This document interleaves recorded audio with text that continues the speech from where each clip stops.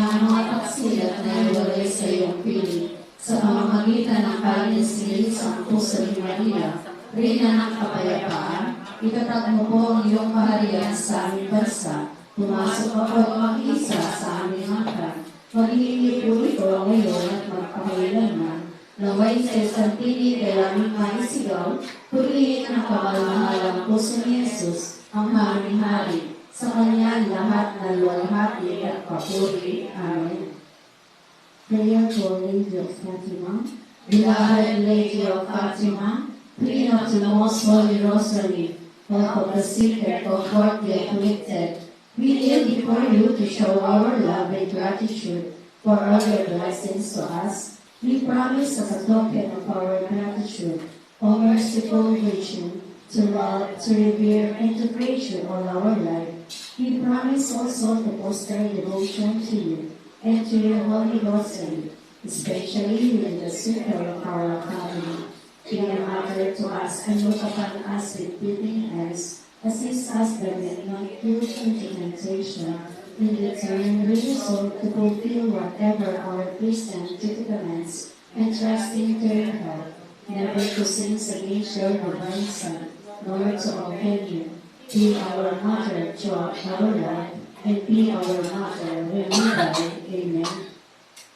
Prayer to Adisalver, Maraming God's beloved daughter, and chosen instrument, despite the singular privilege, who only wanted to be called the servant of the servants. Help us to follow the example of humility and total obedience to God's will.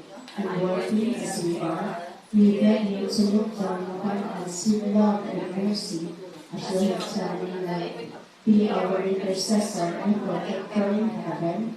Let your love embrace us and shield us from the assaults of the enemies. In our weakness, give us courage and strength. Be our comfort in times of uncertainty, fear, and distress. Be with us always, so that with your guidance, we may keep alive your vision of salvation in the banal na pag-aaral with the Blessed Virgin Mother. Intercede for us to the Father, that we may be made worthy to serve Him in His life, and one day be able to join in His eternal glory in heaven. Amen. At the Sunday, please pray for us.